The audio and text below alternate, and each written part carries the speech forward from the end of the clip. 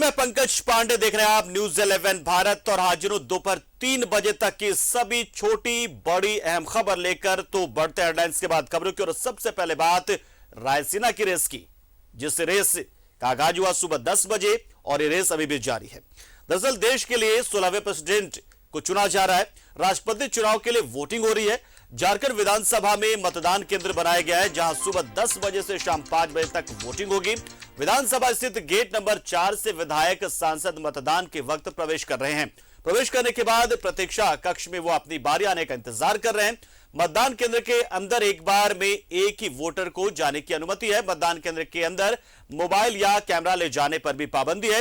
इसके अलावा ballot paper पर कलम से सही या गलत का क्रॉस नहीं करना है। मतदान के बाद बैलेट बॉक्स को शाम में दिल्ली भेजा जाएगा।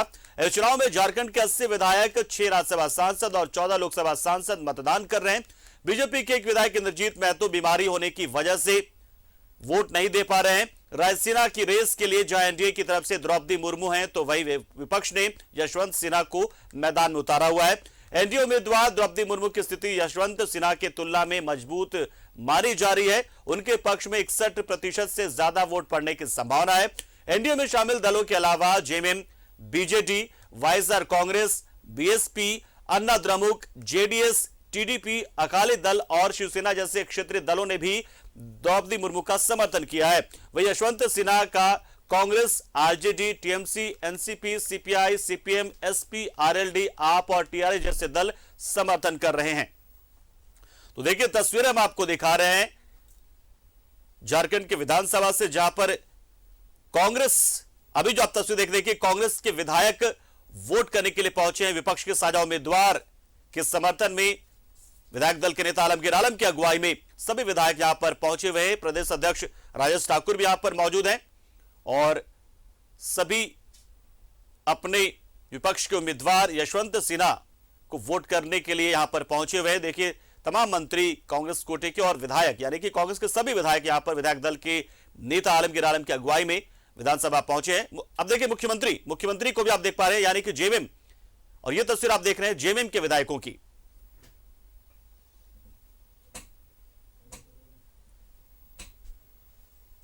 जिसको बोलते हैं ना, जड़ें जमा चुकी और मजबूत आजाद भारत में पहली दफा समाज की जो अंतिम कतार में खड़े जो समाज थे, आदिवासी समाज, और उसमें भी महिला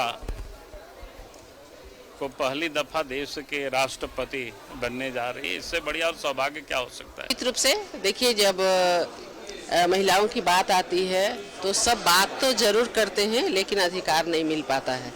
और कहीं ना कहीं ये हमारे यशस्वी प्रधानमंत्री नरेंद्र भाई मोदी जी की सोच के कारण आज ये सौभाग्य मिला है कि एक हम भी महिला है और महिला को वहाँ सर्वोच्च पद पे बिठाने का कार्य हो रहा है। और वो भी एक ऐसी साधारण परिवार की जो कि सुदूरवर्ती क्षेत्र में रहती हैं और बहुत ही बढ़िया ढंग से उन्होंने 6 वर्ष अपने राज्यपाल कार्यकाल का उन्होंने पूरा किया है।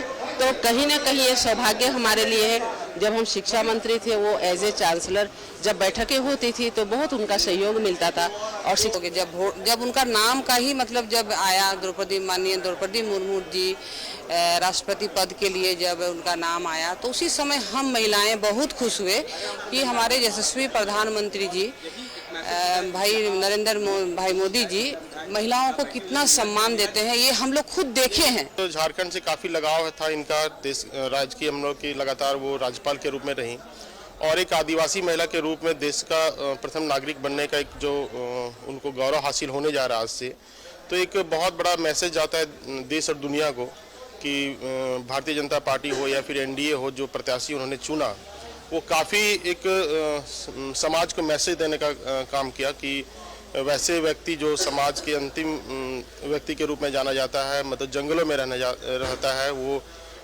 जंगलों के रूप में उनको जाना जाता है, तो उनका सर्वोच्च शिखर पे बैठना एक देश और दुनिया को बहुत बड़ा मैसेज है। मैं समझता हूं कि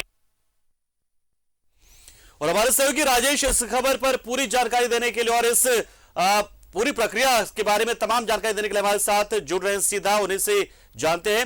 राजेश, फिलहाल की स्थिति क्या है? क्या सभी लोगों ने अपने मत का इस्तेमाल कर लिया या फिर अभी ये प्रक्रिया अभी भी जारी है? देखिए लास्ट अपडेट तो ये हम नहीं कह सकते कि सारे वोट पड़ गए, क्योंकि 80 वोट पड़ने थे और इसके काफ़ी संख्या में लोग तो आ ही गए थे, लेकिन मैं इस बात की पुष्टि नहीं कर सकता, कंफर्म नहीं कर सकता कि सारे वोट पड़ गए। थोड़ा इंतजार करना होगा, ताकि हो सकता है कि एक दो विधायक वो अभी बचे हों, क्योंकि सरयू राय एक समय कह रहे थे कि अभी वो नहीं वोट किए हैं, अब शायद कर लिए हों तो अलग विषय है, लेकिन प्रक्रिया चल रही है। 5 बजे तक है मतदान का समय।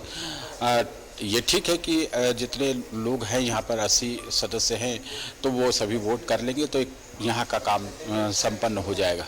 जहाँ तक बात है कि किस लोगों में कितना उत्साह था, विधायकों में काफ़ी उत्साह था। आप देखिए कि कांग्रेस के लोग भी आए, उन्हें जो भी पार्टी लाइन के आधार पर निर्देश है जिन्हें वोट करना है वो उन्होंने किया होगा।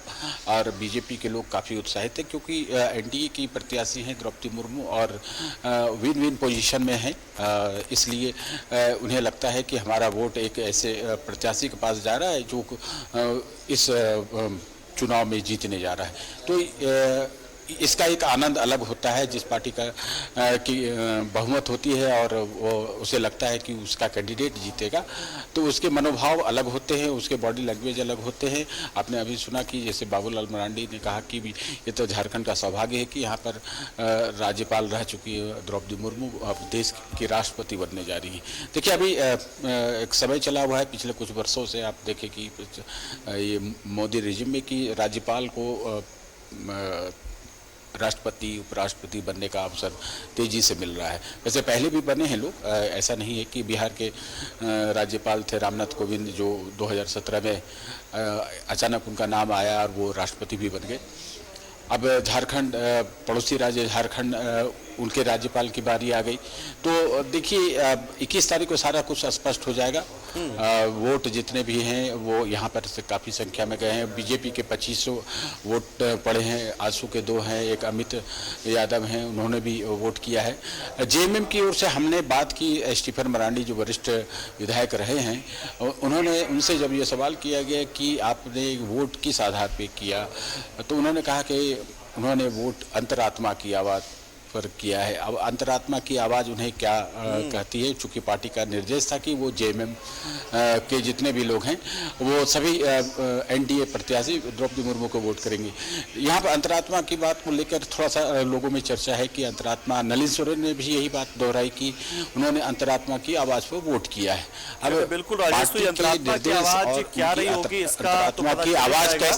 बिल्कुल बिल्कुल, बहुत बहुत शुक्रिया, हमारे साथ जुड़े नजर आप बनाए रहें और लगातार हम आपसे अपडेट लेते रहेंगे कि फिलहाल क्या चल रहा है विधानसभा में, कैसे मतदान प्रक्रिया चल रही है। तमाम जानकारी आपसे बीच बीच में हम जानकारी लेते रहेंगे, नजर आप बनाए रहे। राजेश, बहुत शुक्रिया फिलहाल अब तक के तमाम अपडेट्स देने के लिए।